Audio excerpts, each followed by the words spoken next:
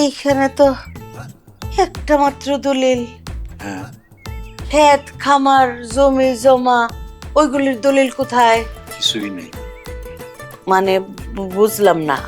আর একটা কথা, এই দলিল কিন্তু এই বাড়ির না, এটা জ্যোৎস্নার বাড়ির দলিল। এটা জ্যোৎস্নাদের বাড়ি কোনটা?